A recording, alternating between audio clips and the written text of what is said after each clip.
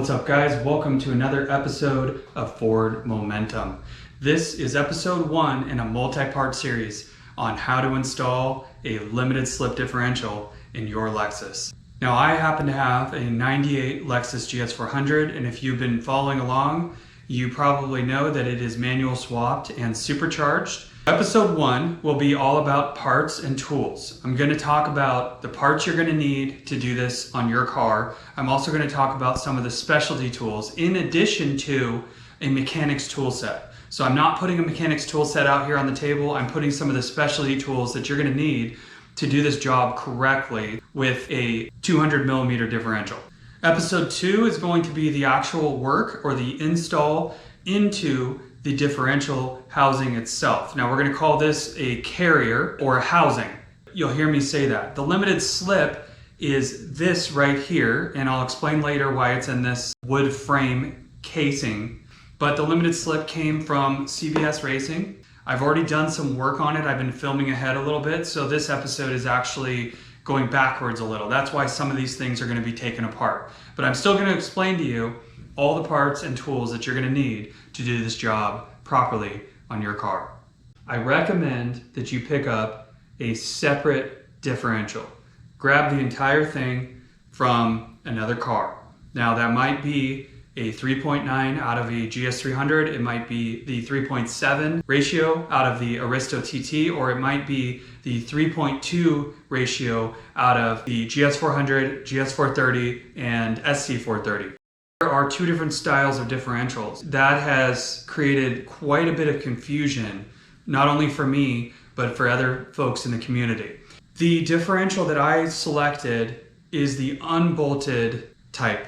On the side of the differential, you will see here that there are no bolts, or what's called a bolted retainer that goes right here. We think that Toyota had figured out a way to do this a little bit cheaper. I think the most that I will see ever is 400 wheel horsepower, and I don't think that that's ever going to be an issue for this differential. I don't plan to drag race. I know that you guys want me to go to the track. Maybe I'll do that. This differential, I actually ordered it on accident, and I learned quite a bit of the process. So this is an unbolted 3.2 GS430 diff. So it had 122,000 miles on it. I felt pretty good about not replacing the bearings, which are right here. These are roller bearings. You're not going to see that I replace these bearings. If you have anything that's above 150,000 miles, you might want to just go ahead and order these bearings and just replace them. They felt good, they looked good, there was no excess heat marks on them, no scoring, no weird sounds. Everything looked good. I'm going to reuse those roller bearings. This differential carrier will require you to use the older stubs, which are shown right here. So you cannot use the stubs that came with this carrier, and the reason is because this differential was designed to receive these earlier stubs. My buddy David sent me these two earlier stubs, which greatly helped me out because we had to test fit and make sure they fit into this differential, which of course they did. Simon at CBS Racing said, yes, they will fit in there. That was what it was designed for. Now we did do a test, however, and we took these newer ones, which have a different tooth profile right here. You'll notice this right there at the top is completely different than this one. Try to plug this into the limited slip differential, it does not work. If you're going to use the unbolted differential with this CBS Racing limited slip, or probably any other limited slip for that matter, you must get the older style stubs. We have other issues here. Because the unbolted retainer style housing or carrier is designed this way, the seals that go in the sides, you have to ruin them to get them out. There's no way to get them out without ruining them. And unfortunately, these bad boys right here, at the time of filming, are about $40 each at the cheapest place I could find, which was myllparts.com. And that is in Roseville, California. Shipping on these as well. So it was $7.50 to ship these to me. Now that's continental US. Part number is 90311-47015. Bolted carriers, you will not have to ruin the seals that are on the side, but you will have to get some of these seals right here. These seals are 90301-96003. You do not need this seal if you're using the unbolted carrier. I'll recap all of this because I know it's confusing. I don't recommend getting the unbolted carrier. I recommend getting the bolted carrier. I recommend getting a spare so you can build it up on your bench and take your time, and then all you have to do is drop your old diff out of your car, and you can probably sell it, and then put the new one in. But if you don't do that, you're gonna be under the gun to get your car back on the road again, and you're probably gonna rush the job a little bit. That's why I recommend getting a separate carrier on the side so you can build this thing all up and then go ahead and put it in, install it. You're gonna wanna pick up a limited slip differential. CBS Racing is my go-to. This is gonna be the most factory-like experience for you. If you've been following me for any period of time, you'll know that I've always wanted to do an OEM Plus build on my car. This is going to give you that experience. It's called a helical limited slip differential. You're not gonna have the chattering during sharp, slow speed turns in parking lots and stuff like that make everyone look at your car and say, I wonder what's wrong with it. I will have in the video description a link to these differentials. If you could use that link, that would be awesome. It could be a free hat, it could be a little bit off, but please use the affiliate link in the video description down below. I'll also try to put it in the video itself at some point. These are awesome differentials. His service is awesome. I have nothing but good things to say so far. Get your LSD from CBS Racing, affiliate link in the video description below. I'll put it in every video from here on out that has anything to do with limited slips. The actual limited slip is inside this casing, which we'll talk about in just a minute.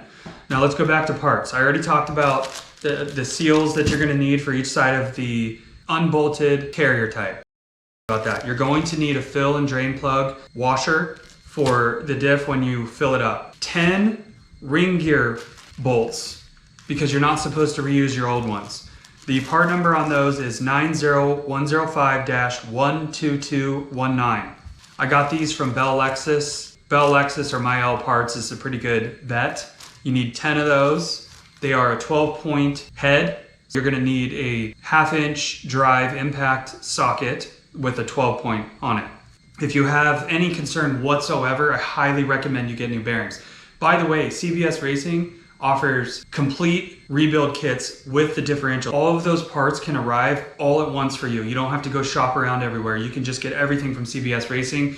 You also have a really cool parts diagram at the CBS Racing shop. If you go to the CBS Racing shop, you can actually get exploded views and drawings of the parts you might need for your particular diff. Just pay close attention to which diff you have. Bolted or unbolted, left, right, make sure you're getting the correct parts.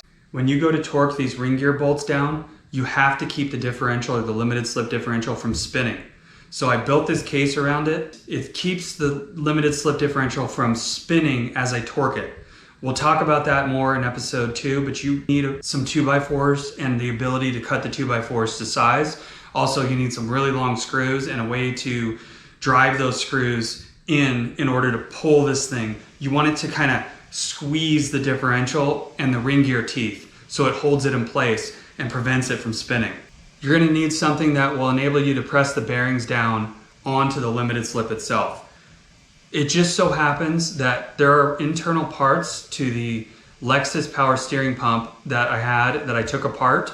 This fits perfectly right on here, and then I use my press, you'll see that in episode 2, to press these bearings back on without damaging this floating race for the rollers right here. You can get something like this, you can get a purpose-built tool, but you're gonna need something that'll safely press that down flush onto the limited slip shaft that comes out. This is on both sides, so you have 2 bearings, one on that side and one on the other side. A paint pen, and I'll explain in episode 2 why you need a paint pen, but you're gonna need to mark your bolts with torque stripes, and then you're gonna need to clock it an additional tightening motion 60 to 90 degrees per the factory service manual. That's the difficult part. That's gonna be really tough. So you need to watch the mark go 60 to 90 degrees, and then you can call it good. That's why I love these paint pens. I use them all the time. Red, you're gonna put it on each one of these bolts, these brand new bolts, going to torque them to spec, but threadlocker red is the weapon of choice. A 1/2-inch, 17mm 12-point socket, which will fit directly onto those ring gear bolts. You're gonna want a wire cut brush. I guess you could call it, some people call it a scuffer. That will get all the old FIPG off of the back case. Next, you're gonna need a 2-jaw puller like this. And I'll show you in episode 2 that 2-jaw puller will pull these roller bearings right off the open diff. It works fantastic. This is Powerbuilt, the part number 648489. You should pick up one of these razor blade scrapers. It works really well on the FIPG that'll be on the back of this case, and it gets it off real fast. And you're gonna need an impact gun with a lot of power. Do not skimp on that. I had to run my compressor and tank up to a maximum PSI. You're gonna see in episode 2 that I had to use this in order to get these out of the open diff and then to put the new bolts in to the LSD properly. The only way to do it for me was using an impact gun to get these to go to 60 to 90 degrees after the initial 47 foot-pounds of torque. These are 11-inch, 45-degree Harbor Freight pliers. They're very cheap. They were $5.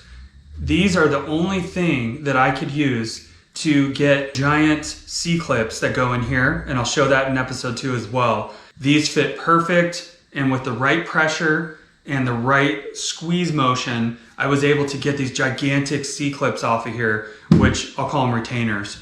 They were basically retaining the bearing receivers that you'll see in here. I'm not showing right now. I've obviously taken this diff apart. I will go through everything in episode 2. If you break them, take them back into Harbor Freight within 90 days and get yourself a new pair. Seal puller. This thing works awesome. It destroys the seal that was on here, but it gets it out really well. This seal puller, you're just gonna basically put it in and rock it back and forth and yank on it, and that old seal is gonna come right out. You will destroy it, but that is why we bought new ones, because that's the only way to get them out. A few items that I need to add to the parts and supplies list and tools. This tool here is called a dial indicator, and it will help measure runout, backlash, and preload. I'll put the link in the video description, but that's what it looks like right there. Some of you may have seen one of these before. You really need a jig to hold the diff and it steady so that you can take appropriate measurements, but we'll go over that in episode 2. This is a 1 3/16 socket and a bolt, and what you do is you drop it down in there like this. And what this is used for is in conjunction with your 2-jaw puller. The 2-jaw puller has that main shaft that goes down in. As you remove the bearings, that shaft goes here, and this pushes on the differential shaft that comes out, and the jaw puller pulls the bearing off safely. You can use just about any socket that fits properly, but this happens to be a 1 3/16, and then I just grabbed a random bolt and stuck it down in the middle there, and it works great. You need some gear marking compound, or you can use something cheap like this non-drying Prussian Blue, it's called, by Permatex. Double check the gear mesh with this item, and it was about $6 on Amazon. Again, you can use gear marking compound as well. And finally, I decided to go ahead and get some new stuff for the diff cover. Permatex Ultra Black. If you do an internet search, you'll see that guys use this all the time. It works great for diff covers. It's pretty cheap. It was about $7. So it's 82180. That is the minimum that you're gonna need if you wanna do a limited slip on your car. I highly recommend you go with the bolted style, because the bolted style will make it so that you don't have to buy these darn $40 things. That will save you $80 right there. It will also save you the hassle from trying to source some of these older style stubs. If you're planning on pulling your old differential out and doing all this, make sure you have plenty of downtime, because this is not as easy as you might think, and do things very carefully and slowly. I hope you subscribe, because we've got some really exciting episodes coming up, episodes 2 and 3. I'm gonna try to do the best I can on explaining everything about this process, because frankly, it was a little bit scary for me, and some of you might be thinking the same thing. How am I gonna do this? This is stuff that shops should be doing, but I'm here to tell you that if you have a decent amount of tools and a little bit of knowledge, and the carrier on the side on the bench, you can take your time and you can do this properly. If you enjoyed this episode, be sure to drop a thumbs up, drop a comment, and if you're not a subscriber, hit that subscribe button. I look forward to seeing you on episode 2.